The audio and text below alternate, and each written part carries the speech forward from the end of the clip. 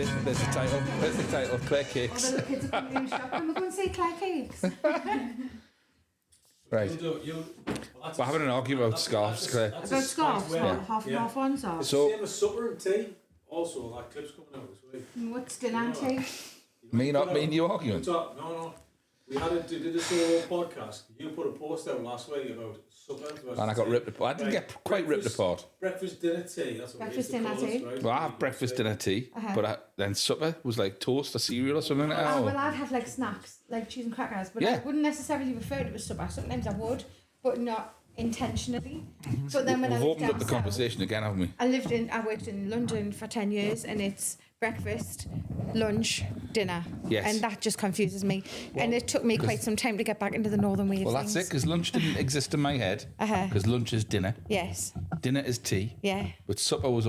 Dan thought it was posh. And I was like, supper's not posh. Yeah, but... Supper's just like what you have to eat before you go to bed. You've got to understand the context, because I worked in London, and I worked with lots of posh photographers, right? Very, very middle class. Yeah. And not one of those mentioned anything tea or dinner. This was always supper. And supper was your tea, dinner. Just a posh at way night, of saying it was 8 it. o'clock. Yes. Do you know what I mean? Yeah, because yeah. it was past a certain time, but they never ate any time below 8 o'clock at night. Do you know what I mean? I'm like, why not? No, well, I work with loads of traders, and they didn't necessarily eat at all. They just had liquid lunches and liquid suppers and probably liquid breakfasts. So, as well.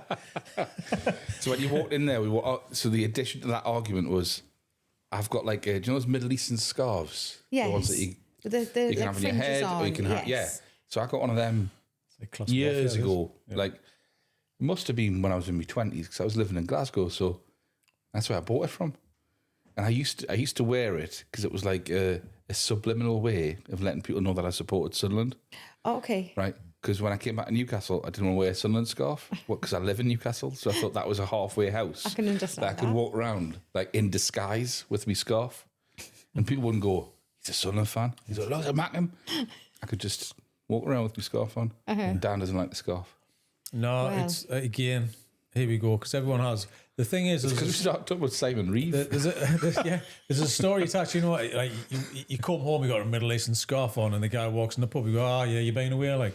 Do you know what I mean? And it's kind of it's that, but they're doing it to tell you that they've been somewhere that you haven't been. Somewhere like quite tropical almost. Yeah, I kind of am, but because in London, photojournalists used to wear them, and you see them all in the pub, and one would wear them because they'd been away and they do that. But I'm like, you just one up and everyone in this pub, and I felt begrudged as a working class. Is it a you problem or their problem? It's both. No, but it is. No, it's some people might just wear them because they like them. Because I get where you're coming from. Is it the equivalent of people that go to festivals and wear all of their festival bands for a whole summer? Oh no, but why keep all of your bands on your wrists? It's kind of there's no need to. The Geordie way of doing that, and I was born in Gateshead. The only thing I can liken to that is keeping the nightclub stamps on my hands for several days to actually try and remind myself which clubs I'd been to. And there would be 2 on this hand and 2 on this hand, and I still had no idea where I'd been. But you do that kind of thing when you're young. It's like, it's a bit of a show off, isn't it? Do you know what I mean? I'll keep it on because I went to a club last night, didn't wash it off. But it's the adult version of that. Yes, it is. I just see it as an adult version of that. It could also be bestowed as a midlife crisis version of things. So you walk around with like your Porsche keys hanging out of your pocket, just the key ring bit. Yeah. You know? Yeah. So if I tell you this, you're gonna, because I'm going to double down on it now, because I was that person. That's why I like it, because I was that person, right? So when I came back from that trip to Africa, he's chalky. It was like I was chalky. They called me beans and rice chalky for a year because I wouldn't eat anything else. I was just eating like white rice, little amounts, and a little bit of steamed chicken now and again. Right? Cross-legged in the pub. It gets better than that. It gets better than that. At the time, I shared a bedroom with my brother, right? Yeah. And I came back, and so I had 2 single beds in the room and a gap in the middle, right? Yeah. Where the hi-fi was, right? Had a hi-fi. Gotta love a hi-fi. I came back from Africa and I slept on the floor for 6 months. You did not. I couldn't sleep in bed. I couldn't possibly. I don't sleep in beds anymore. I'm going to get a foot on. Are you going to get back in that bed? No, I couldn't. My back's fantastic now. I feel much better. Yeah. This is the way we should live. I went to Morocco, so I took my kids to Morocco when they were 12 and 5, and we went on it's a company called Dragonman Overland, and they've got these big 4x4 trucks, and it's like a safari, but you kind of rough it, and you also have a little bit of luxury as well thrown in there. So So we did that whole like camping out on the top of a hotel roof. Then we stayed in a riad. Then we camped out in the Sahara Desert. But I didn't come back and wear my kaftan that I was wearing in Morocco.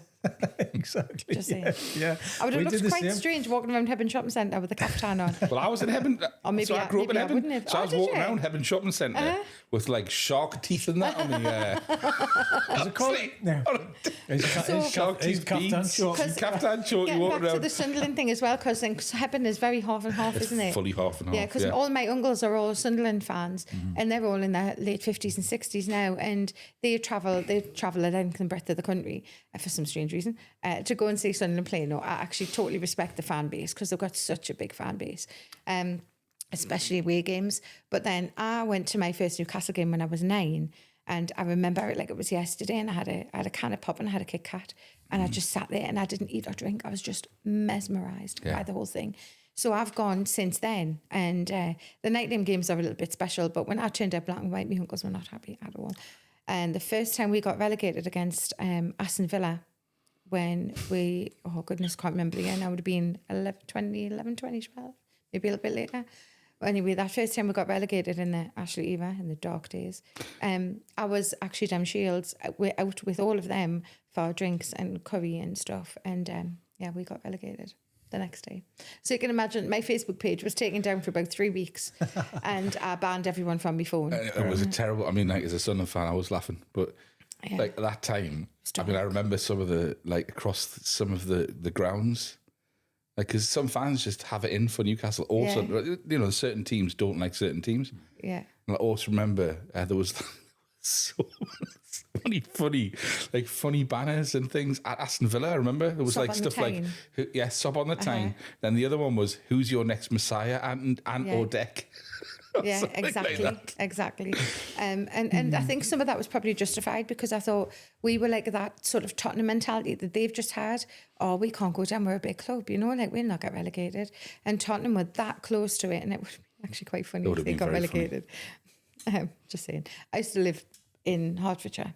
I lived in London Colony right near Arsenal's training ground. So to be surrounded by that fan base for 10 years was quite traumatic, to say the least. So for Tottenham to go down would have been a little bit happy about that. I had all things crossed. I know. I was good for West Ham. I quite like West Ham fans. There was a big England contingency in the West Ham fans. So you tend to find a lot of West Ham fans will travel to watch England play as well. And a lot, there was like a bit raucous a few years ago along Green Street when they were at the old Upton Park. But I think that's kind of like waning a little bit now, Yeah. There was a film called Green Street, wasn't there? Yeah, it was hooligans. horrendous. Yeah. I don't like watching violence. I don't know. West Ham's the same colours as South Shields, isn't it? Maroon and Claret. Maroon and claret, and blue, Claret and blue. Yeah. Is that what it's called? Claret. The Clarets, isn't it? Well, they're the Hammers. The Hammers. Or the Irons as well, they're called. I think I only know because Danny Dye's a West Ham fan. Aye. only by relationship. No, he is actually a hardened West Ham fan. I remember watching a programme when he went to cover all of the notorious derby games throughout most of Europe. So I think he did Ajax Feyenoord, which they actually meet up in a field with axe wielding, and the police just let That's them what it used to be like crack up on. here, isn't it? Yeah. And he did Casuals. Fenerbahce and Galatasaray, and he absolutely bricked it. Yeah, I bet. Yeah. I love Danny Dye, like, fantastic. Yeah. He's a good lad. He's authentic. Good banter, like. He is good crack, isn't he? So. I'm just realising, I think you might possibly be only like the second or third person we've had on the podcast out of 60 odd that neither of us have met before. Usually, it's like we'll bring somebody on, I'll know somebody, or Dan will bring somebody on, Dan will know, and I've got to find it, but we never met. So yeah, either brave or daft. It's great. No, it's nice, isn't it? It's kind of getting to know you. Nice treat. Like, no, I've got a question. So, So when are you going to change your name to Claire Cakes then? Oh, goodness. It has to be Cakeaholics, unfortunately, because I'm 10 years in recovery with alcohol. And so we're now all addicted to cake as opposed to addicted to alcohol. So it's quite nice. It's a nice turnaround. Okay. So what role is so obviously the role of the cake played something in that recovery then? What was that journey? It was really therapeutic. I'd always cooked. I'd always loved making food and cooked dinners and trying different things and stuff. And just very interested in it. And I'd never baked a cake before in my life. I remember making a cake for my dad when I was 12 and he went, please don't do that again. I I was like, okay. He says, okay, you could literally roof the house with your pastry. I've made him sweet mince pies at Christmas. I swear to God, they could have been used as like a missile to knock down serious, like... You can put windows out of them, man. Yeah, fortified buildings would have stood no chance against my pastry. So it was awful. So that was a venture that was never to be revisited until I found myself in prison. Mm-hmm. And I was in prison for theft, all related to self-destruct, trauma, drinking. Just hated myself. And went on that journey, unfortunately.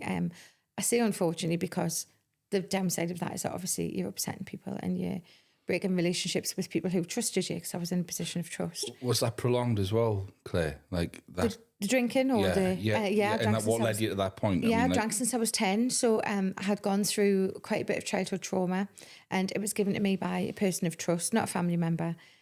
So I developed a very early in my life kind of a real... it was me crutch. Whenever anything happened, I could drink. Yeah, totally. Like just to block things out. It just numbed it. So I'd obviously built up a tolerance for it, also built up a liking for it, because I liked how it made me feel. It made me feel like I was someone else, and I didn't like who I was from a very early age. When did it? Sorry, I was going to say, when did it go from like drinking as kids like you would have done to you kind of thinking, oh, hold on a minute, this is a bit different to what other teenagers are doing? I never really drank as a teenager, which is funny because I never drank around my friends as per se. I would go to like discos and stuff, and I wouldn't be the one to be drinking. I'd be on the Panda Pop. But Panda Cola, or roller, Panda bubblegum, Panda Pop, beautiful stuff. Probably like 27 chemicals in there and 13 food colourings, but you know, no wonder we're all sky high. But I never really drank like that. I never really did like the whole Diamond White, Castaway, Blastaway stuff. I did do the Mad Dog 2020s, but that was a little bit later on. You're saying all the right things, eh? And the Mad Dog 2020 was just ridiculous. It was. Watermelon. Can't deal. So my drinking from the age of 10 was spirits. It was hard stuff. It was to an extent that I wouldn't remember what had happened. Where are you getting this from, though? Because 10 is quite... Yeah. It's quite a deep dive to jump in at the age of 10, because normally kids will go straight away. Yeah. So I was competing in athletics, and I had a running coach that was giving it to us and grooming at the same time.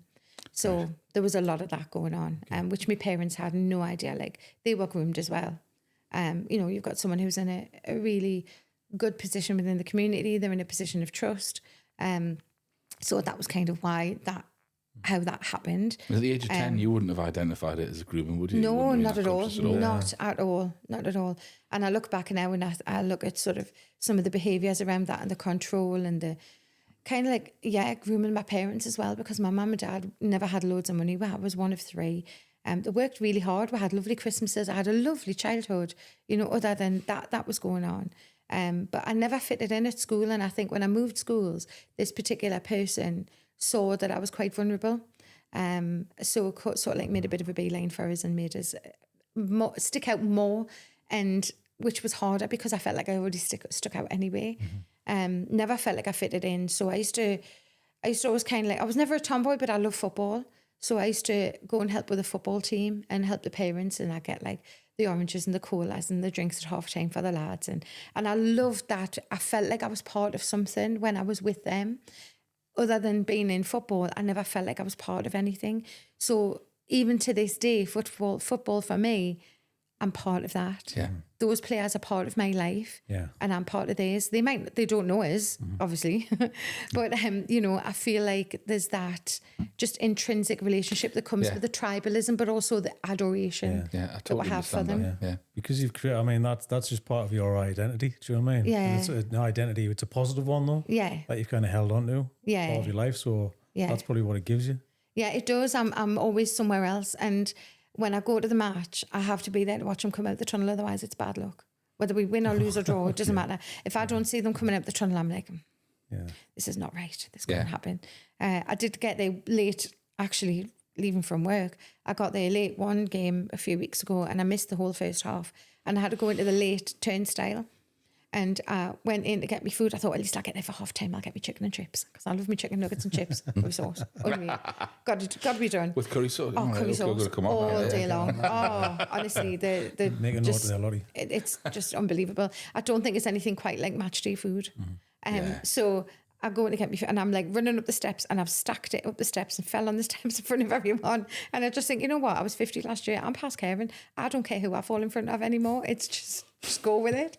So I got my scran, went and sat in my seat, and I'm still somewhere else. Even though I've had like a bit of a turbulent afternoon trying to get into the game and it's been a bit like, I'm still somewhere else. And that's where I think that attachment for a lot of fans, I think regardless of the sport, but I think football's just a little bit more unique in that sense, that it does it so well en masse, that it just takes us. I think especially in the Northeast, it's always kind of had that working class, dockyard workers, like I said to you earlier, like my uncles were all working in the shipyards, and it's always had that attachment and that normality. The attachment's the big thing, because I've been like, I feel exactly the same way as you, and I've been to other sports. I've been to watch cricket, I've been to watch rugby, and the culture's completely different. Very different, yeah. And they might argue otherwise, but I remember going to see the Falcons, got tickets to go and see the Falcons, and I thought, I'm going to go. And I sat, and it was just like a spectator sport. People were popping off, and they're coming back 20 minutes later, and it was just an occasion. Yeah. Whereas you did a football match, I'm the same. I'm gutted if I miss 30 seconds. Yeah. Like, you're connected to everything that's going on. Like, it's like collective consciousness. So in that stadium, you just become one part of a whole, and that's it. And even when we score, like, I go crackers. Oh. I mean, there's people, like friends of mine, won't go to football with me anymore because I go so full tilt. My kids the same. They wouldn't go back with me. My son's got a season ticket and we share it. But years ago, when you could get tickets together, like prior to the takeover, I'd be like, oh, Scott, I'm going to only get a ticket like 6 seats away from. And he's like, Mum, that's absolutely fine. Like, that's perfect. I don't want you sitting next to us. Yeah. You know, because I get very invested emotionally, language-wise, celebrations-wise. The barriers drop. I remember turning around to people at the Stadium of Light and they're hugging an old man. Yeah, yeah. Probably kissing the top of his head or something stupid like that. And then turning around and thinking, I don't know who that person is. Nah, I know. Yeah, it's very similar to nightclubs, isn't it? Like it is, yeah. I know what you mean. Yeah. You know, because the lights are off and you walk in this room and everyone's dancing. If the lights were on, you're outside, this would be weird. Or people wouldn't be doing it because then people could see it. Do you know what I mean? I know, have you seen those virtual discos? They're the most bizarre things. It is. Oh, the headphones on. I just don't even know how that would. I don't get that. It's something about like turn the lights off. It changes the place where you are by just changing the light in the room. And you kind of, when you really break it down to think about it, it kind of blows your mind a bit because you go, if you pop this scenario outside, you'd be like, what are you doing? I've always been able to be anonymous in football in a stadium. Yeah. I'm not Claire. I'm Newcastle United fan, and I love that. I love that label that it gives us. I get it. I mean, I was in a men's choir. Went to see the Infant Hercules lads, and they were playing. They just did a pop up in the Peacock, and they just went, there's a song sheet. I just turn up song sheet, and you stand just part of them. Do you know what I mean? And you just blasting the song, and they played. Singing the Sunderland song, and it was just, I'm like, this is exactly what singing at a football match is. It's the same thing. It is. Because you can hide amongst a bunch of people and no one's looking at you, but you can join in. Yeah. And there's something about expelling that energy. There's something about that. Dan, there'll be studies and all kinds about how you go to a football stadium and it's a thing, isn't it? I remember being a kid and like, build myself up on getting the 310 from Heaven bus. I remember the 310. Right, the 310 from Jarrow. Oh, the 319. And the 319 or 310, right? So get on that. And you'd be sitting going, I'm going to start a song today. Got an idea in your head. I'm going to start a song. If it catches on to the next person and it gets to 3, there's a chance it'll get like a few more people. And it was a thing. And it happens. Yeah. It's incredible. It's a bit like, what do you call it? It's like murmurations of like birds. It's like almost like the real life version of videos going viral online, isn't it? It's that like wave effect. It's like a Mexican wave, but vocal and emotional. A Mexican wave. Oh man! Well, I remember doing that. No one does it now. You go home like I feel like 10 foot tall. Yeah, you do. there was a Mexican. When was the last Mexican wave? I went to see like a drone show, and we're at a cricket club in the crowd, and somebody started a Mexican wave just because we were waiting for like just something to happen. Something to do. Something to do. Aye, people were sitting there.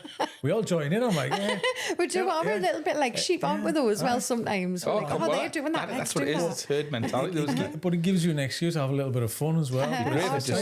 It just stopped at a Mexican bloke who went, we don't do that. He's like, no. But the thing is, whatever it is in Mexican. It's like standing up. You don't want to like be that person sitting down like this, do you? Oh no, you see, but I would be the idiot. You know when you see them people going like, they're standing in a line and they'll film them on TikTok and they're doing the chicken dance. There's only one person doing it. Yeah, that's me. Yeah. I'm the divvy that will be. I'll believe you. Yes, okay.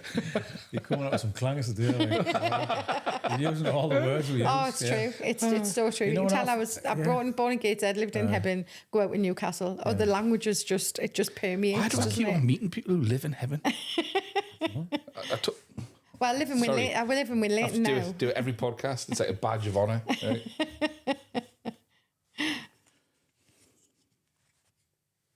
There you are. I'm from Heaven. The posy bit. What was it? The posh bit. It's because I have supper. Oh, right.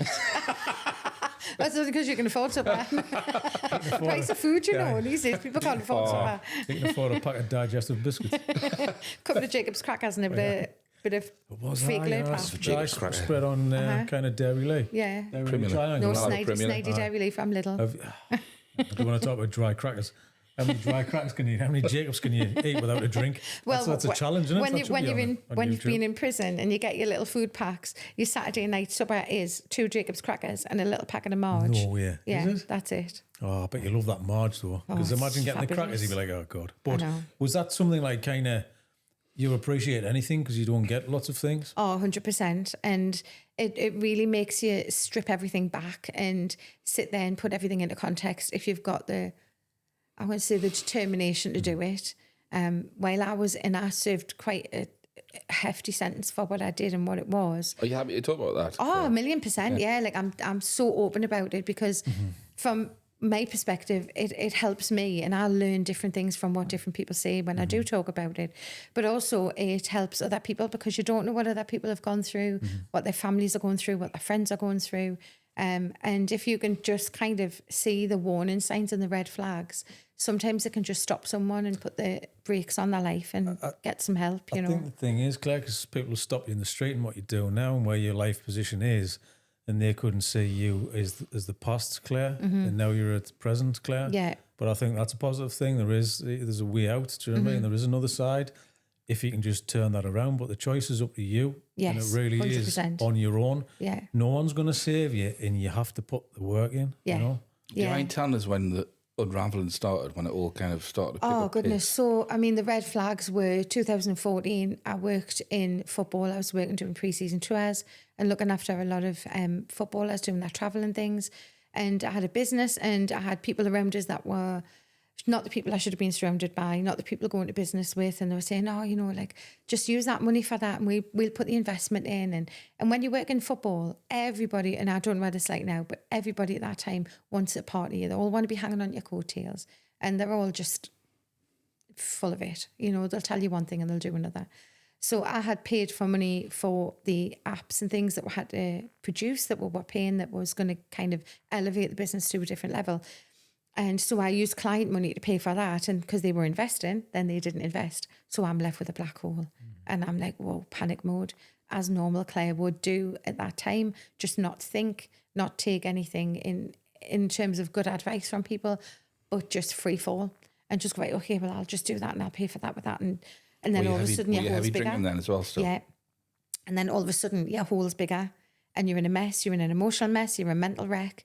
You're panicking. So there's all of that kind of stuff going on. So I'd already kind of got a slap on the wrist for that and I'd got a suspended sentence and that should have been the warning sign to, okay, take a step back. Let's just use this to see if I can do something different or no, just continue doing the same thing. Went and got a PA's job, free-falled into that. Took money that should have been for expenses to pay for my bills. I wasn't buying ridiculous items. I'm not a materialistic person.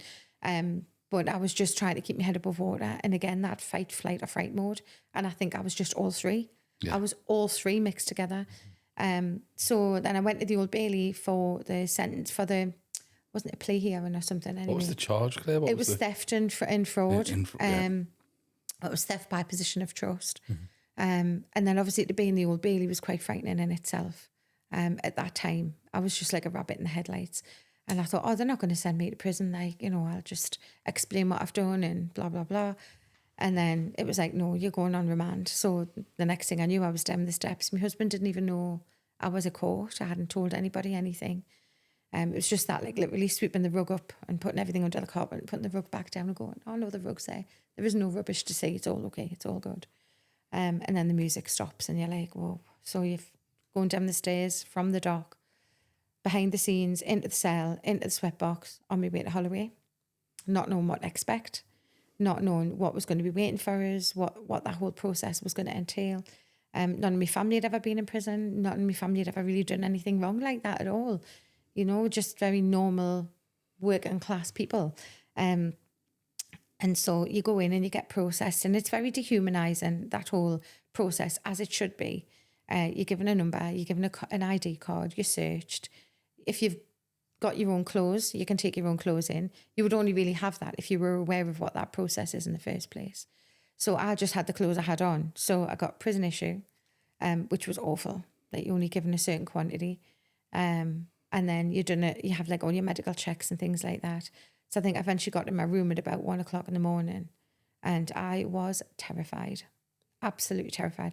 I said to the prison officer, lock my door from the outside. Don't open my door. I don't want to come out. And I had girls opening my hatch saying, have you got any sugar? Have you got, because they trade sugar in there for different things. Yeah, it's like you don't know the lay of the land and you don't know how to go on, and all of a sudden it all just comes at you straight away. Yeah, all just comes crashing down. So you don't know what to do, do you? Is that first night really vivid still? Yes, which is a good thing. Yeah. Which is a good thing, because I will never, ever, ever experience that again.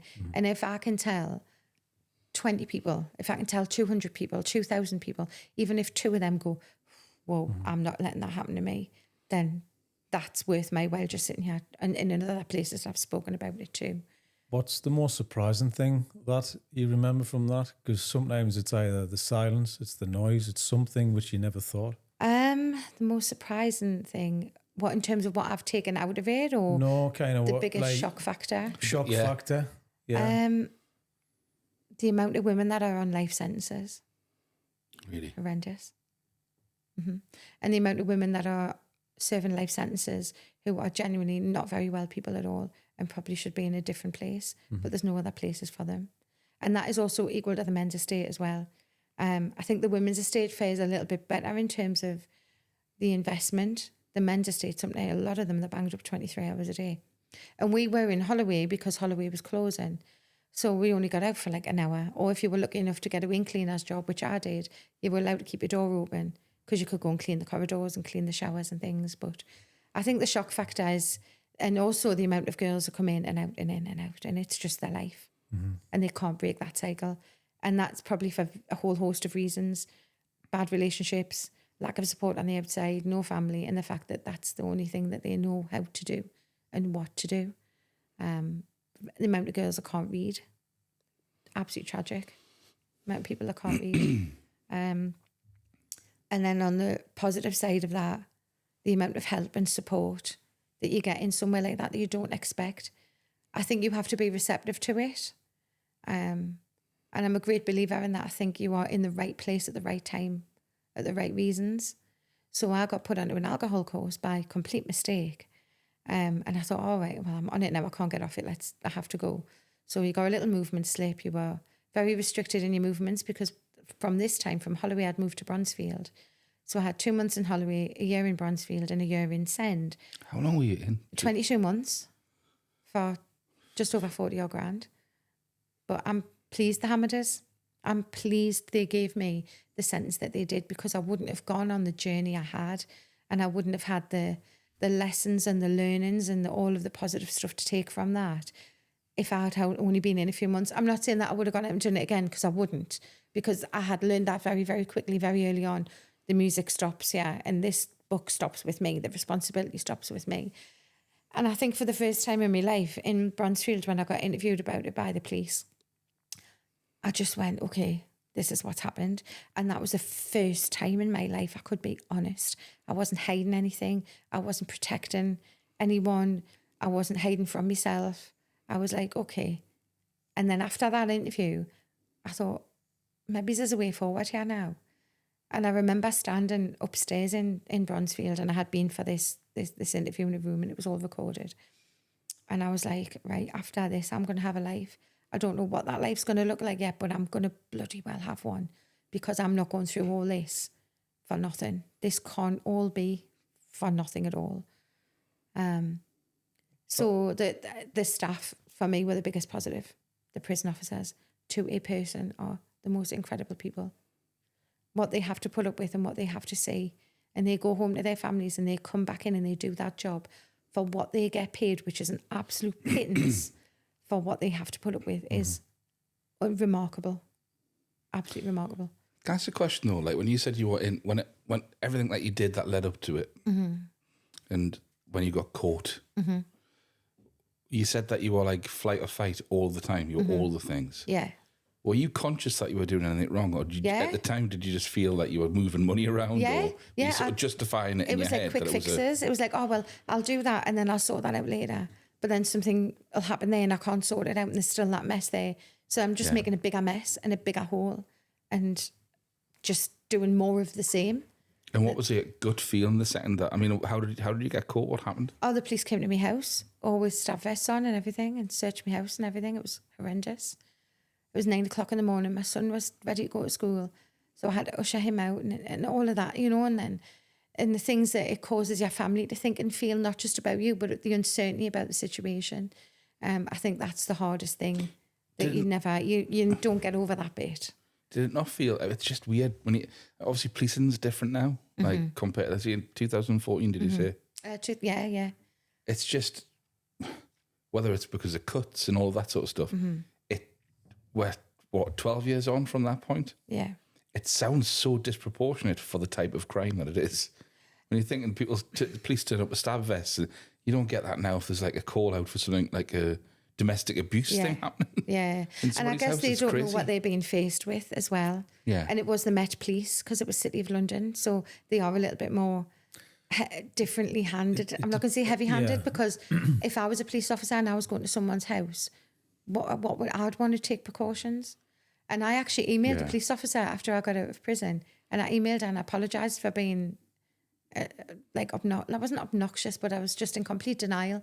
And I emailed her and I explained to her like about what I had gone through and the drinking and things. And she emailed me back, and she was like, "Hey, it's so lovely to hear from you. I'm so pleased you've seen it that way and you've been able to get help and things." And I mean, I got a job after I moved to Bronzefield, I moved to Send, so that would have been 2017.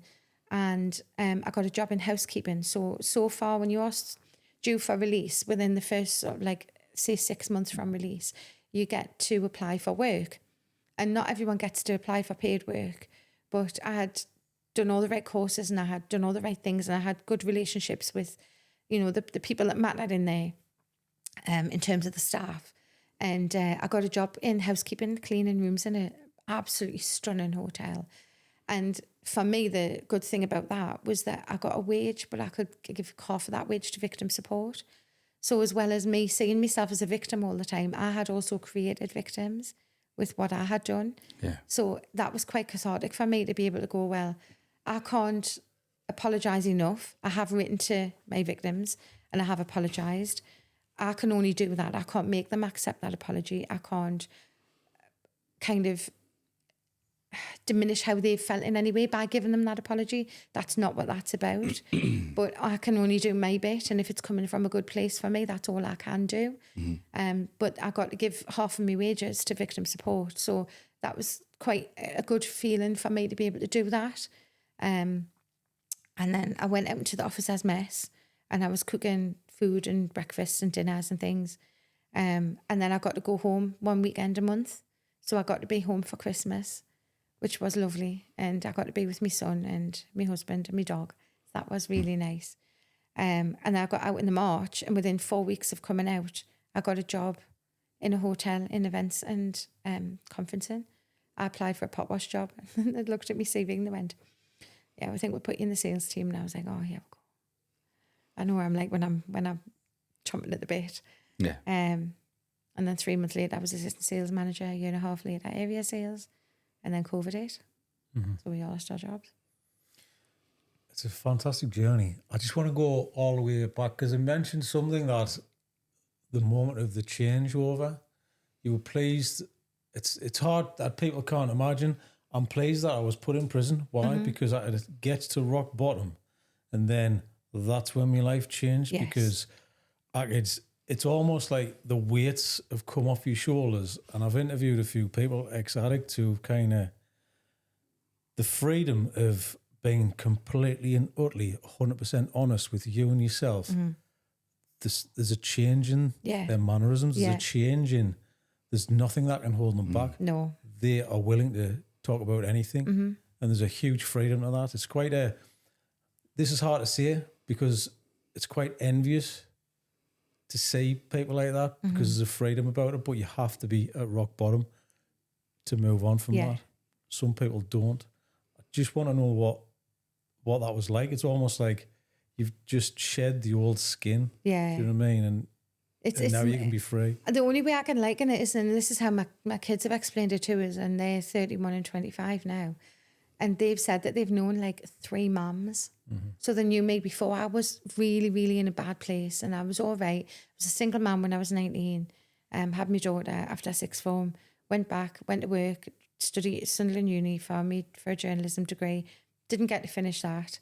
But I did 2 years, and I tried, I tried to like do everything, and plate spinning I think was something that I've just always done. I've always taken a lot on. So then, like, my daughter knew me then as a single mum. I bought my own flat. I had a car. I worked, provided for her and myself. And then I got married and had my son, and that relationship didn't work out. And I was married for 10 years. So they've then known me. They've then known mum that's on her own with 2 kids, struggling. Still a little bit of addiction there, but not quite so much. And then they've seen me go absolutely spiraling downhill. And now they've seen me now. And it's like it took them a while to kind of process that. And I still don't think that they have properly. It's something we do talk about now and again. We should maybe probably do more of that. But I think it's something that they really wrestled with for quite some time. I think it's hard because people see somebody as one person and that's who they're in front of all of the time. Yeah. They don't know what goes on inside your head. Yeah. And you can't explain that to them. I don't know what goes on inside my head some days. All you have is your actions and what you do with that, Yeah. and that's what they see. But we're all flawed in a way. We've all been through something. It's just, is that person around to witness that? Yeah. Do you know what I mean? So that's what they're saying. They're saying the changes, and it must be quite hard. Yeah. Because also there might be a doubt of going, are we going to see another Claire? Yeah. Hopefully not. I think that's it. I'm 50 now. I don't think I've got the energy for it. I don't think I haven't got the headspace for creating another one. They're saying Cake's Claire. They're saying Cake's Claire that's obsessed with making cake. That is obsessed with baking. And that's like me, again, throwing myself into something. I've always been full tilt. Like I'll tear the backside Was out prison the catalyst to stop drinking? Oh, 1,000,000%. Is that where it started? 1,000,000%. Yeah, I think what it did was for me with alcohol. I did RAPT, which was the Rehabilitation for Associated Prisoners Trust, and I did 3 months of group therapy. And my goodness, that was really, really tough. I do therapy from 9 a.m. till 2, or a little bit earlier than that maybe. And I go back and I just sleep because I just like went, and it was like all this, and it all just come out. But then you learn to then do that in a more controlled way, using different methods. And I'd write it down, and I kept a journal. And I've still got my journal, and I look back on my journal now and I just think, my goodness, like that must have been a weird day, because I've gone into free fall emotionally. This happened, that happened, that happened. And then I've gone into like a match report for Inter Milan, because I've watched Inter Milan match on telly. And I'm just thinking, again, I go back to football being my escape. I had my room decorated in black and white. I had a Newcastle United bedding set, which you weren't supposed to have football sets because it's tribal and it causes friction. I said to the stores officer, I went, no one gives a toot about Newcastle down here. I'm not going to cause any riots. I went, it's not like it's Arsenal or Man United or Liverpool or that. He went, right, okay then, so we'll let us have it. So I had it was like I was 15 again. I had Newcastle United curtains, Newcastle United quilt cover and pillowcase and a bath mat.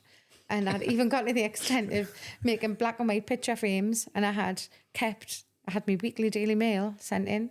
I don't even read newspapers now, which is just to show how far that's gone. And I used to take the sport pages and I'd cover all my little notebooks like you did when you were at school. Still got take them. your book and wrap them. Yeah. I've got like Rafa and Hosselu on the back of my little you have to do that at school. Page. Wrap your books. Of course you did, huh? Stick about plastic. But try do you not like do it without newspaper and stuff? No, I didn't. Oh, no wallpaper. I tried doing back in your book with Anna Glitter. Yeah. That would not work at all. Anna did as well. Anna Glitter was a nightmare. Your book ended up that thick. Yeah, but it was someone to pick at. You know, when you were in class. Yeah, but you couldn't graffiti it. The brown paper was the best, or if you had a really cool teacher, you could cover it in pop posters. It was I did. I think I had Kylie Minogue on mine. I was obsessed with Kylie. I think I've seen Kylie like 17 times, literally obsessed. I just kept drawing Metallica logos. And that's when you start doing that. The graffiti starts kicking in. I showed you a thing because I cleaned out my mum's house and in the loft. And we had a file and it had like garbage pail stickers all over it. And inside it had Tipex and Bubble was written on. Do you know what I mean? For when I got the computer came on. It's like, you probably know all the same things. No, I'll come across my old school folder, and we used to go to this computer class on a Saturday morning in Clegwell. In the old building. No, I went to Josie's. Did you? On Heaven Comp. But we used to go to Heaven Comp and we used to learn how to write MS-DOS and programs for the old computers where you could type it in, do little semicolons and colons and programming. It was mint. Still don't know what it is to this day. Anybody say Clegwell for a long time. Yeah, Clegwell, yeah. And show me age, you know. It's like, but no, I loved school. I absolutely loved school. Mm-hmm. Even though I had a lot going on and all of that grooming situation that we spoke about earlier, that went on from when I was 10 till I was 14 and a half. And I kind of stopped that. I remember I had got a phone call from this person saying, can you come and speak to us? And I literally took control of that situation. I went, no, I'll come and see you. And then I left his house and I left the front door open and I walked up the street and that was it. And I never saw him for years until ever tell your parents? Oh yeah, it all came out when I was like 23. And he got less time than me, ironically. But that's life. Did you pursue that or was it something else that came up? I pursued that. You did? Yeah, I had got quite drunk one night and it all came out to my ex-husband and to my son's dad, and he actually went and told my parents. Mm-hmm. And at the time, that was really difficult for him because he'd gone to the same school as me as well. And he kind of had a feeling that there was something not right with this particular person. So that was hard for him to tell my parents. It was hard for my parents to hear it from him and not me. Mm-hmm. And I can't change that. If I could go back, and would it be me that would tell them? Yes, absolutely. But to see the pain in my parents' eyes for that situation to unfold in front of them, I don't think I could do that. It's different levels of pain though, isn't it? 'Cause it's what you went through, and it's the perception that they've held of that person. Exactly. And I feel like I'm putting them through more pain, and I didn't want to do that. So you mentioned the football. You mentioned that was me escapism. I'm just been thinking like I'm breaking all this down in my head. It seems like the football was more of the comfort. Oh, 1,000,000% because it was the positive. So the comfort, the alcohol was the escapism. Yeah. Do you know what I mean? So I just. For me, it's like, I like to say that as the positive thing that you had in your life, you know. But the alcohol, how did you function? Because it seemed like it kicked in at an early age. And I think you did very well kind of hanging on to everything in life and being a normal human being, doing jobs. Whilst doing that, was it something you hid a lot? Were you drinking at night? Were you secret drinking? Did you drink during the day? All of that? What was it like? A little bit of both of the hiding and the drinking at night. I never drank during the day, but I think it probably wouldn't have been that far off because it is very progressive. Were you thinking about it all day? Yeah. It's kind of like, I was thinking like, when can I get to 4 o'clock, or can I like finish work early and go to the pub? It was a pub every night, and sometimes I just wouldn't go home, and my husband would be worried, and he'd be like, "Oh, you know, are you all right?" He just wanted to know I was all right, and I was just sitting in the corner of the pub with like a few pints and by yourself. Most times, or sitting with people who I thought were my friends, but when you're buying drinks, everyone's your friend. Once you stop buying the drinks, no one wants to know you. It's a lifestyle thing. Yeah, totally. Yeah. But I have a very healthy fear for alcohol now, and I'm okay with that. It's okay to be frightened of something. That's not a weakness. I have a respect for it because I'm comfortable around it though. Yeah, I mean, obviously fine. You go to football and you're around it all the time. Yeah, I think because you went back earlier to saying about having to work hard on yourself. I work on that every single day. I don't mind people drinking around us. I'll have a 0 beer. I'll have a 0 pink gin. I go to the pub sometimes with my friends. I'll go to events. I'll go to concerts. I'll go to the football. It doesn't bother me at all. The smell of the alcohol puts me right off. And I connect that with the trauma and the bad times in my life. So I've been able to stitch those two things together, and we had kind of like embroidery thing, little presentation in my mind. Okay, that's bad. Keep away from that. That's going to take you down a road you don't want to go down. Yeah, it's things that you've changed the association of inside your head, and then it's become a negative. But I think the full understanding of who you are and controlling that, and the freedom of that, is being in a pub and you don't need to drink. That you know when you're all right, when you can be around that. Yeah, because I know what an idiot I was. You be around stuff and you know you don't have to and you don't want to, you don't need for that. Yeah. Because you probably pushed into something else. Yeah. Lots of addicts replace it with something. Did you replace it with something? Weightlifting. Did you? Yeah. Oh, wow. That's big time. You know what? I haven't now. I haven't since COVID. Yeah, but at the time. I mean, a shout out to Andy Stobbart, because he calls everybody out, and he's got bipolar and he's depression, and he's got so many things, and he's got psychosis as well. And he can sit in front of anybody and just look through them like a window and know exactly what's going on and tell you what's happening inside of you, because he's got all of that stuff. It takes somebody with so many issues to see that in somebody. And he was talking about the fitness industry, and they're all old addicts replacing it for something else, because it's almost like a self-punishment. Yeah, I think it does get the endorphins going. And I didn't lose a lot of weight. I lost a lot of shape. I completely changed. Like for the first time in years, I fitted in a size 10 jeans. I'd never been in a size 10 since I was like 22, 23. So for me, like, I could see the physical change, but the mental change from being so sporty at school. Like, I loved sport. I loved my football. I played golf. I loved running. I ran for Gateshead Harriers for a little while. I used to train with them on a Tuesday and Thursday night. I did the Great North Run when I was 10. I was always dead active, always.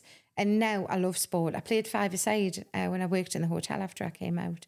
I played five-a-side, but in a men's league, which was great because I got to kick people. But then I also got put in goal because then I didn't have to run. So I quite liked that as well.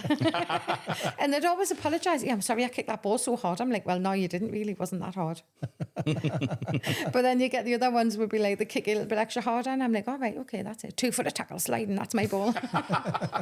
Which I did do one night. My son went, she's going to stop. No, she's going to stop. Mum, stop. No, I'm running, because my son played in the same team. He was like flipping neck. So this ball pinged out. This kid had been doing me head in, and I thought, well, he's too young and too quick. I'm not going to be able to go with him. So I'll just stand off him a bit, and at least I can see if he's going to go left or right. And he went right, and the ball went right now, and that's my ball. So I went for the ball, 2-footed, slid. I had bits of AstroTurf in my hair all week. You know, you get them little black beads. Oh, honest to God, it was hilarious. And Scott said at the end of it, he went, Mum, I thought you were going to stop, and then you just didn't, and then you just took him out. And they were crying at the end of the ref, and I just went, oh man, shut up, just because you got beat off a girl. Walked off, swished the ponytail, toodoo. See, so sliding tackle, young sliding tackle. It's a heaven thing. Reminds me, I've just watched a Vinnie Jones doc. He did a few sliding tackles back in the day. I wasn't as good as him. I tell you what. He was great. He played in goal for Wimbledon, against Newcastle. Aye. He did. I remember that. Yeah. We'll give him a round of applause at the end of the game. He got such a standing ovation because he did his best. It's such a fascinating character because he's got very similar traits. Do you know what I mean? He's just pulled straight from a building site, right? Given this opportunity, which he hustled, and then he made it there, and then he became the kind of the tough guy on the pitch. Yeah. But then he leaned into it. Yeah. Do you know what I mean? And it's He was great. He was great. That whole team then with Dennis Wise and all that. Sitting on the bus laughing together. Yeah. But was that John Fashanu and all? It was that whole clique of people. Fash the Bash. Yeah, it was just, it was phenomenal in his whole trajectory as well, but he had the charisma with it as well. So it's sprinkling. It's the right formula of all the things. It is, and I think it's a little bit of luck as well. And I think it's the stars lining up in the right place. Like when we went to play Man United at Wembley, I was going to open my shop that weekend, and I managed to get a ticket. But I got a ticket in the Man United end, right? So this Claire falling in a bucket of poop and coming out smelling the roses situation. I put it on Twitter and I went, does anyone want to swap? This lad messages, he went, I've got 2 Newcastle tickets, but my mate's a Man U fan. I went, right, we'll meet at Wembley. We met at Wembley, swap tickets. I was literally just above where my son was sitting. I could wave to him. So I was meant to open my shop that weekend. I went, no, we'll delay that. We'll open the shop the following week. I went to Wembley.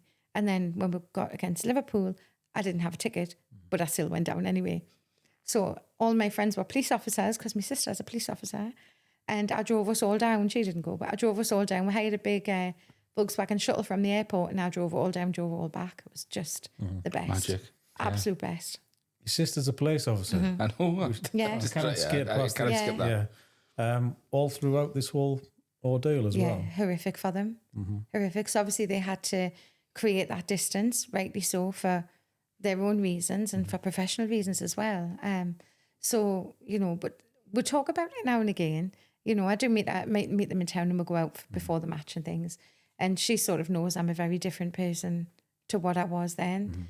I don't think she saw a lot of me when I was in my dark times because she could kind of see that I wasn't the right person to be around. I was causing a lot of grief. It was always everybody else's fault. It was never my fault. You know, I was never to blame. So, Victim mentality. But 2 years, I mean, what did you say, 24 months? I got 44 months in total. They made us serve 2 sentences consecutive instead of concurrent. So they made us serve one after the other. Yeah. Probably, like, you know, I'd had the slap on the wrist and it was like, right, okay, now we're going to sort this out properly. That's a lot of change to go through that you've gone through in that period of time. Yeah. And to come out the other end like a different person. Yeah, totally to break different. Those habits. But I couldn't have done that without the prison support. I couldn't have done any of it because I had counselling, I had the recovery work, I got a job. I found something I loved doing because I got a job in the staff coffee shop making cakes and things. And is that where it started? Yeah. So like I said, going back to what I said originally about making cakes, I'd never made a cake in my life. And I was watching MasterChef one night and there was a girl on MasterChef and she had a piping bag with a piping nozzle and I thought, oh, that looks really like therapeutic. And so I had to go the next day and I made a lemon cake and it was beautiful and that was it. I was just away. Yeah. I just ran with it. And I remember sitting there thinking, yeah, I'd love to have a little cake shop or I'd love to have a fish and chip trailer because my nana had a fish and chip shop and I was making all my own batter and all my own fish and chips in there and stuff for the staff. Yeah. And now I've got a horse box and now I've got a shop. Yeah. So is this part manifestation? I was going to say, though, like how much of that positive aspiration was part of your... Yeah, all of it. Coming out of that process with a different worldview entirely of what you could have in terms of lifestyle and... Yeah, definitely. I think if you want something that much, you can make it happen, but you've got to have a lot of strength, a lot of determination. You don't necessarily have to have a lot of money behind you. When I opened my shop that I've got now, I borrowed a loan. I had $5,000, and I bought everything on Facebook Marketplace. And it's very different now to what it was 3.5 years ago. We've got a team of 5 now. So it was just me, my little Saturday girl. And then a week later, I was going to keep my job on at Jet 2 because I worked at the airport. And I was going to keep my job on and run my shop as well. And I very quickly realised that wasn't going to happen. And being there like 7 o'clock in the morning making pastry, I was like, oh no. Yeah. So I think you can make things happen for yourself. You have to have a varied skill set and a varied set of experiences to propel you forward. I think if you haven't had that, you can take a lot of things in your life for granted. I don't take a single day for granted because I'm very, very lucky to still even just be here. But that desire, though, and that humility of the experience that you've gone through, a part of it has to be unique to you because a lot of other people have gone through what you've gone through and not come out the other end as positive. Yeah. And maybe he's relapsed and gone back into prison. Yeah. So there must be something intrinsic within you and your personality that really wanted that to happen. Probably, yeah. I think I've always been quite a determined person. I think, but even from a young age, if I wanted a job, I'll go and I'll get that job. Like I wanted to work. Remember Oz in Shields? So I worked in Oz. Nightclub. Right. Yeah. Absolutely loved it. And I'd gone in there since I was 15, right? My dad passed away many, many years ago now. But he still did not know to this day I was only 15 for the first time I went in Oz. And I remember walking in and we talked before about you walking into a club and it's like, and I just remember seeing all these grown-ups. And my first drink I had was a Bacardi and Coke because that's what my mum drank. And I was in the Criterion on Ocean Road. Yeah. And my flipping RE teacher was sitting opposite us. I was like, okay, hi. She knew me. She just gave us a look and I was like, all right then, I'll have a Bacardi and Coke. Didn't know what to ask for. So I went in Oz and it was just this like place of just proper magical, Oz, wasn't it? The fibre optic palm tree lights, the waterfalls, the whole 80s was just like the kids now. They haven't got a clue. Yeah. They do not know what it is to live in the 80s and 90s. It was such a special time. It was exactly the same as Pizzazz in Sunderland. I've been in Pizzazz a few times. Annabelle's, all that kind of stuff. Because, that was our world. But it's the same thing. Well, I worked in Sunderland. I worked in 150 next for BT for 3 years next to Joplin's. When you remember when we beat Man United 5-0? So I was in Scotland at my uncle's house, who was also a Mackem. So that was a very joyous day for us, wasn't it? Every time someone went to the loo, there was another goal. We're like, oh my God, someone's going to miss it. So I come back and I was in work the following day and I put my Newcastle top on. And I was thinking, I'll get parked straight outside of work. It'll be absolutely fine. Oh no, there was an event on. Had to park in Hendon, right? I had a red Volkswagen Beetle. I sat in my car, took my top off and turned it inside out. I ran like the wind, right? I was like, straight up past Hendon Dock, straight up in the city of Sunderland. I'd never did that again. See, that's an example of a nice scarf that becomes handy, you see. Yes, it does. That's a full circle conversation there. Note to self, buy a scarf in case you get caught in a place you don't want to be.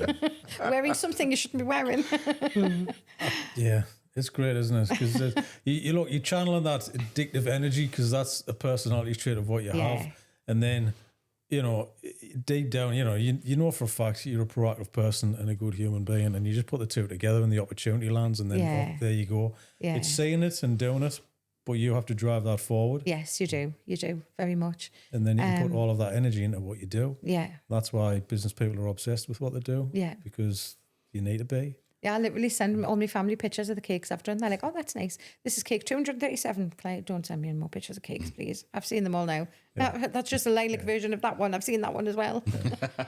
Really? Well, it's great when you find something you love, right? And then you can put all the energy into learning that. Yeah. Because every day is a learning day as well. Oh, every single day, honestly, every day. I still burn stuff. I still curdle stuff. I still make stuff that's wrong. And you know what? That's all right. Because it's life. We're human. We're not kitted out. We're not boxed up perfectly like a little Fortnum and Mason hamper, all gift wrap with a little bow on and a perfect little bottle of this and a little jar of chutney and a little packet of crackers, all perfectly beautifully presented. We're not like that.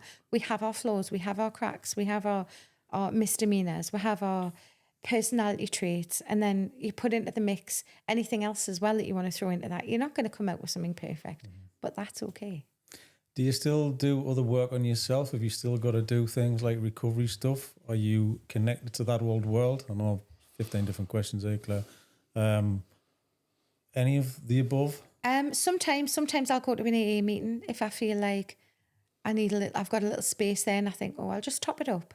I'll just refresh. I don't go all the time. I haven't gone for quite a while. I haven't gone for about a year and a half now. But I know when my local meetings are, I keep in touch sometimes with quite a few people that are from there. And check in with them. I never offered myself as a sponsor to anybody else because I don't think I've got the time to be able to donate to that, and I think that would be unfair to take somebody on board to try and help them when I'm still juggling quite so much myself. So yeah, I read bits. I read a lot of books. I read a lot of things that celebrities and things have gone through, like Anthony Hopkins. I've read a lot of stuff about what his journey's been like. And it makes you feel a little bit more, not normalised, but it's like, well, if it can happen to them, it can happen to anybody. It's often the case when you read stuff about celebrities because it normalises your experience. Yeah. It does, but it's just a shame that it has to be a bloody celebrity because I don't, It's because you put celebrities up here though, don't you? And then you think, we'll put them on a bit of a pedestal. They do what I do as well. We think that they've got the opportunity to lead perfect lives because they've got ubiquitous amounts of funds and money behind them. And they can make anything perfect. Well, they can't because money doesn't fix you. Yeah. Money doesn't fix those problems. It's your own will to survive and put it right and take responsibility and own your crap, for want of a better term. Yeah. And 100%. No money in the world can do that. Only you can do that. It's a conscious change, isn't it? Totally. A poor person can do it and a rich person can do it. And everyone in the between can do it as well. Yeah. For me, I'm a bit torn between the two because I like the fact that celebrities can have a voice and they can put things on the map, but there's too many of them out there touting like, I had a bad time. And they're just, some people lean into, I don't think you're authentic. Yeah. The spidey senses inside is always kind of call that out. And I don't know. Is it coming from a bit of self-publicity? Yeah, but now because of social media, lots of people jump on the bandwagon. Well, there is some people out there who've got very genuine. I mean, like Vinnie Jones is one of them. He's got a really genuine story. Yeah. And he's teetotal and everything now, isn't he? But, well, he doesn't harp on about it, do you know what I mean? No, he doesn't. He kind of does it in a respectful way, and some people kind of do lean in. It's like a badge of honour, I should say. Yeah. And I think you should be cautious about how you wear the badge. Oh, very much so. Because I think it's a false flag for people. Because some people get, that person, I'm going to follow that, and then what happens if they slip? Then that pulls you down the hole. You got to be cautious about who you've got to really find your own little lane. You can take little excerpts from what everybody else is saying and little snippets and find bits that will work for you from what they've done and what they've done and what that one's done, and then put your own little thing together. But stay in your own lane, stay on your own path, do your own journey. Don't take too much notice of the noise, because it's a noise sometimes that can get you distracted from actually where you need to be. Yeah, I think the problem is that's what the point I'm trying to make, which you articulated perfectly well there, is just be cautious about who you're following and kind of who you're hanging yourself on. You should be trying to fix yourself. You shouldn't be trying to use them as an excuse to fix yourself. Do you know what I mean? Because then it's not. You haven't done the groundwork. You haven't done the foundations. Yeah, but sometimes people need those anchor points, don't they? Because people are in different positions and they find it harder to get onto that track. And sometimes they use people that they aspire to be to sort of at least jostle themselves into a position. I think it's a connection, isn't it? If they can make a connection, then that's good. And I think if that person that is the celebrity or whatever they want to do for various different reasons, whether it's coming from a good place or not, that's for them. I don't think it's for us to, certainly not me in my position. I wouldn't say, look at A, B, C and D, for example. Exhibit A, well, they're doing that from their own publicity. Exhibit B's got a business, they're doing that to raise their profile. That's not for me to say. If they're doing that from a bad place, that's for them. And it will come back on them eventually. I think if you do something from a good place, it's going to be good. Yeah, I completely agree. I mean, I don't want to push back on what you say, but it's just I say it a lot. And that's why I'm mentioning it, because some people invest because they haven't fixed themselves and they haven't done the groundwork and they haven't done all of that kind of stuff. So they attach themselves to something which could have the opposite effect in the end, because you don't know where that's going to go. But it could inspire, and just leave it at that. Inspire. I think you've got to be careful of putting yourself out there. And you've also got to remember as well that a lot of these celebrities have got agents and they've got people behind them who are giving them little agendas. Do that. And again, that's all that like by association thing. Like you've got to be careful about what you put yourself out to and what you're going to use as your vehicle to get your point across, whether it's good, bad or indifferent. I think the vehicle is the key thing. Yeah, because you know yourself, you've been in the rooms and you go, well, my issue is nothing compared to that person over there, because there's always somebody with the worst case scenario, isn't there? It's really kind of hard. Was there any of that you go, I don't deserve to be here? Did you have any of that? No. What, as in being in prison or? Being in prison or being in that situation, because when you go into like AA groups and things, then you'll, I don't know, do you ever sort of compare yourself, comparison, I don't deserve to be here because they've got a worse scenario? Not regarding that. No, not regarding that. I think what I did was very, very wrong. And I say, as I was in a position of trust and there was a lot of lies and there was a lot of deceit and covering that over. So, no, I think I absolutely got what I deserved. But I think there are some people in prison and in those situations who don't get the appropriate sentences for the crime, i.e. what happened to me. Was not appropriate. You don't have any resentment for that though? No, because what's the point? Resentment's only going to eat me up. It's only going to cause me to be angry or upset and I'm done with that. Like I've harbored those feelings and those thoughts for so long. I just think like I feel sorry for that person that did that now, because what he had happened to him. If I've done something wrong and I'm trying to get people to understand that I've had a hard time a little bit, not saying playing the victim, so like give her a red card to just mess our life up and other people's lives up, that's not what I'm saying. But to give it a little groundwork and a little grounding and a little bit of understanding as to how I ended up in that situation. If I'm asking people to do that for me, then surely I have to do that for that person that's caused me to feel that way as well. Yeah. So I think, what's happened to him in his previous life? What's happened to him when he was younger? What made him think that was okay to do that in a very weird and twisted, kind of misconstrued way of seeing a relationship with a 10-year-old? Like, how does that work? So I think as a grown-up now, I don't kind of understand how that happened because I've got kids and I think, it's still shocking. No, but empathy is really important to understand how to stop those behaviours. Yeah. And that's why I never really understand, like, society as a whole, when it, going back to collective mentality, when they turn against certain groups or certain things, but they don't do the legwork to understand why those people might have ended up in those situations, because they're just going to be cyclical. They're going to happen again and again and again because you're not tackling the environments that are creating those people. And I say it so many times, and I say, like, things in the media, I see things on social media, or someone's put this one's window in, someone's put that one window in. And I don't agree with people who are doing things like what happened to me, being placed in communities where there are children. I don't think that's right, because the authorities are in full knowledge the fact that this person is a prolific offender. So therefore the term prolific incites the fact that they're going to do it again. So why put them in those situations? There should be proper supported housing. There should be proper supported situations where those people should be. It shouldn't be a council estate where there's 17,000 kids Well, around. I was listening to a debate about this on the radio, especially when we have got a system of rehabilitation, and if someone has spent their sentence, done their sentence, and they're back in the community, then they deserve fairness as well. We have this really warped, I don't think it's a UK thing, but we do have this warped view of what criminality is, and there's an assumption that people, even after they've been to prison, should continue to be penalised and persecuted, and that's not the deal. And I've had a little bit of that. Yeah. It doesn't bother us. Yeah. I know what I'm doing now is coming from a good place. I know I've owned my mess. No one's perfect, and I can solely probably guarantee you that the person that's doing the name calling and the rumour spreading has either done something wrong themselves, which they will have done because they are also human, or have a family member who's made a mistake. You show me a perfect person and I will cartwheel down Northumberland Street in the Sunderland Strip, because that's never going to happen. I'll make cartwheels, but I will not with the Sunderland Strip.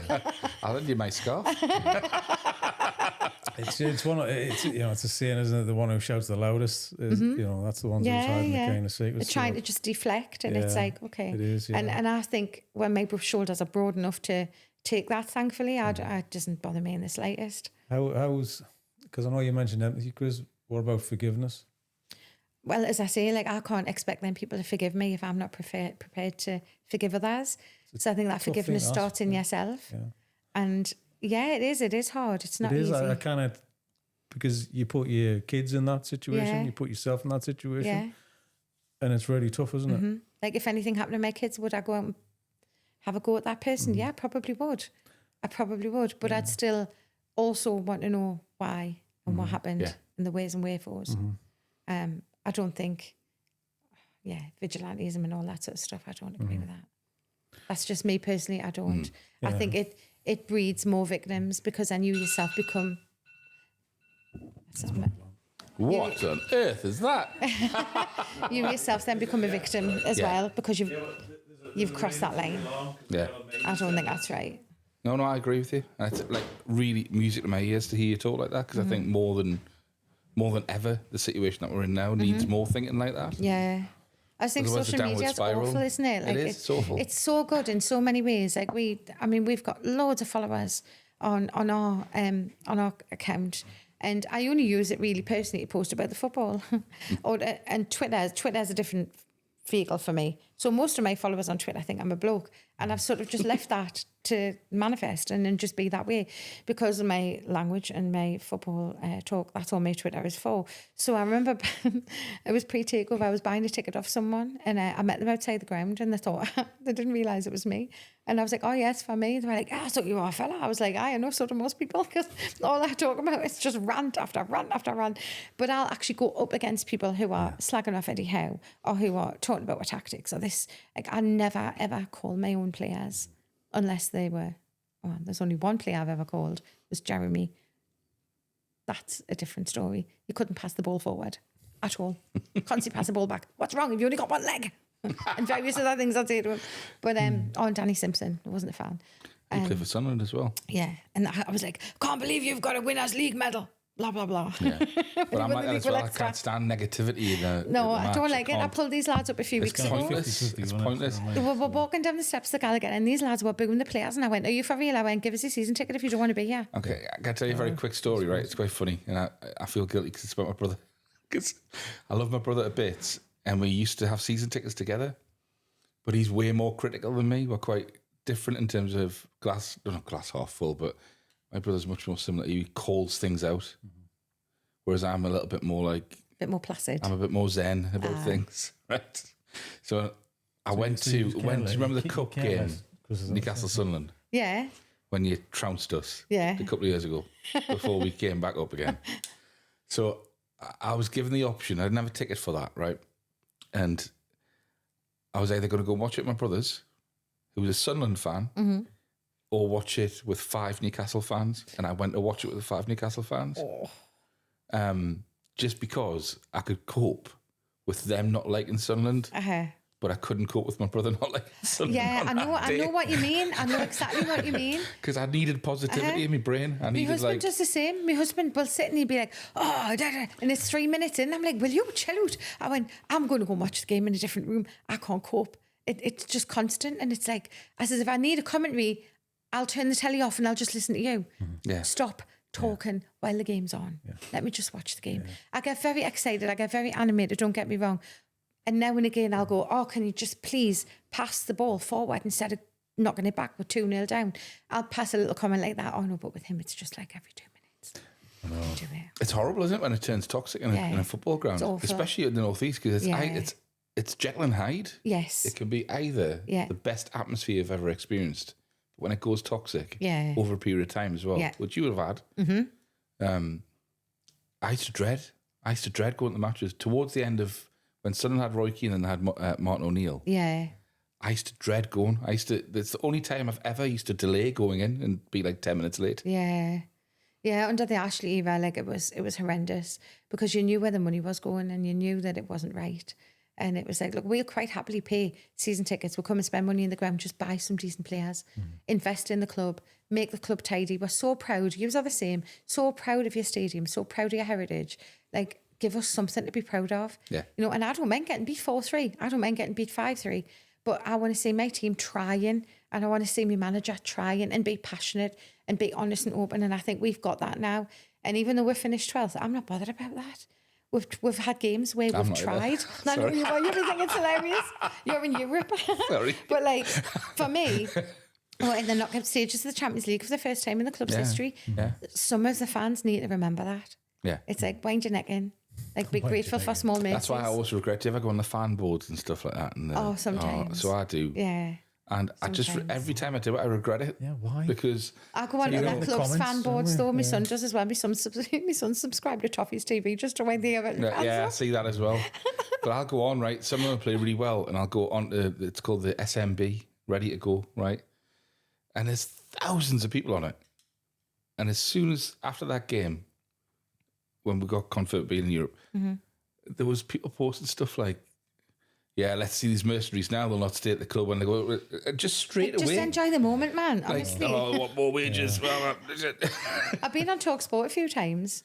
Have you? Yeah, quite a few times. I've spoke to Goldstein, Darren Bent. Love Darren Bent. He's class. Oh, he's brilliant. He's brilliant, honestly. I've spoke to, what's his name? I've spoke to Jason Cundy and Jamie Horror at least 3 times. Called them out for their stupidity. I'm like, right, okay, who's laughing now? Who is laughing now? Like, Chelsea spent all that money and be able to circumvent PSR by selling your own hotel back to yourselves. Like, how? Really? Get some backbone, lads. Nothing better than listening to Southern punditry being completely wrong. Yeah. It's like, what do you call them again, man? The ex Crystal Palace owner. Oh, Simon Jordan. Yeah. No, but I like Simon Jordan. But he ripped through Sunderland this year. And the Sunderland Football Club did an excellent collage of his clips where every single thing he predicted was completely wrong. Well, he did the same to us. He said the takeover was deader than a dead thing in Deadland. And we all just went, okay then. Amanda Stevely who? Kicking tyres, was she? What, kicking tyres on a Land Rover Defender? All right, well then. We'll have to go to the menu, Chris. We've got 3 minutes. We'll really have to push. 3 minutes? Yeah, that's why. Oh my goodness. I like the menu in 3 minutes. It could be a new challenge. We have 3 minutes. So sorry, Claire. It's quite all right. Title, but, can I ask a football-related one? Go for it. Top 3? Top 3 Newcastle United players in your lifetime? In my lifetime? Yeah. Rob Lee, David Ginola and Sandro Tonali. You've planned that already, hadn't you? I don't think, yeah. It's imprinted. You got the posters in your bedroom, No, but I've got Tonali screensaver on my phone. And on all my shirts. And prior to that, Rob Lee was the only name I ever had on my shirts. Class, brilliant. Right, I'm still going to go. Yeah, hang on, I'm changing this one, right? Favourite meal when you were in prison? I know it might be a tough one, but we need to... What you had or what you craved? No, what would be the thing that you most enjoyed in there? Because I think that might be a limited choice. Or am I wrong? Oh, goodness. The food wasn't great, like. What was the best thing in there, though? Probably the salads you got a big bread bun, you could like just choose whatever salad you wanted. I lived on boiled eggs and toast. Did you? Yeah. What was the worst thing in there? Chips. How can you not even cook oven chips properly? But there we go. I managed to kill most of them. Okay. Can I ask, what did you crave when you were in there? Oh, steak. Steak? Oh, God, yeah. And even now, like, I had steak the other night and I still love it. It's still my favourite food. What was the first thing you had when you came out? That's a good question. KFC. I went on a day out, on a day trip on the Happy Bus, and I was allowed to go out on my own. And I went into Woking, and I went to the shopping centre and I bought a family bucket and I scrambled a lot. Sitting there on my own. Quite scared still, not knowing what to do, but I had every single sauce you can imagine that went with it, and gravy and chips and various other bits of chicken. It was very enjoyable. Is it like the films? You just get let out? Yeah, like, you just get let out. Let out the door? Yeah, That's it. and then you're just like, what? Like, you know, you've got to come back that first day. Obviously, I had to come back for a certain time because they build up that trust. Yeah.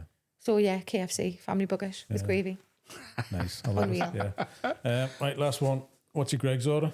My Greg's order. Oh. It gets the same response from everybody. Right. Sausage roll. Even though they've changed. Sausage roll. Cheese and onion pasty or corned beef pasty. That's like asking to choose between my kids. I love a That's cheese really and onion. hard. Oh, really? Aye. Yeah. I'd probably go cheese and onion pasty, sausage roll, Okay. bottle of Coke and a packet of crisps. Oh, lovely. What crisps? Barbecue pop chips. That's a very, very specific. But years ago, Greg's used to do these things called a cookie, and it was like a sweet bread bun with cream in the middle and a little dollop of jam. I remember them. Obsessed. We make maritozzi's in our shop, which taste exactly the same. And I'm just like, they all need to sell. I sell them to everyone that comes in. I'm like, please take one of them. I don't want to only take one home. So what's your top seller then? My top seller? Aye. The choice between cheesecakes and brownies. The brownies are next level, and I don't like brownies, and I'm not a big chocolate fan. And everyone kept talking about our brownies. And I opened up one morning at 6:30, and I thought, there's no one here to judge us. Took a Biscoff brownie, warmed it up in the microwave, 20 seconds, ding, hot cream. Unbelievable. Brilliant. Last thing I'm going to ask. Do you still do a nostalgic lemon cake? Yes, proper lemon drizzle with a crunchy lemon top. You've got to revisit that, haven't you? Yes, you have to. You'll have to come over and Oh, some definitely. lemon cake. Yeah. Brilliant. Yeah, you put the sugar and the lemon juice on while the cake's still hot. Nice. Yeah. Makes it crunchy on Gets the it top. in, crunchy on And top. our scones, our cheese scones, fly out. I love a cheese All scone. different flavours. So we do with cheese and chorizo, cheese and salt and vinegar, cheese and marmite, cheese and Tenders? mustard sauce. What have we got in today? The cheese and chorizo ones today. Oh, that unbelievable. When they just come out the oven, you're like, sounds there's a amazing. misshapen one, like, oh, that's a little bit small. Quick swipe. The gnarly ones Didn't are the pass best. the test. Lush. Always. Well, if I don't try them, I can't tell people what they taste like. Yeah. So if a customer comes in, they'll go, what's that like? I'll go, I can tell you exactly what that's like. You have to. It's Yeah. critical. Yeah, it's vital. Brilliant. Thanks, Claire. Claire, that's been amazing. No, thank you very Really much. Thanks for genuinely having has. us. I really enjoyed it. Thank you.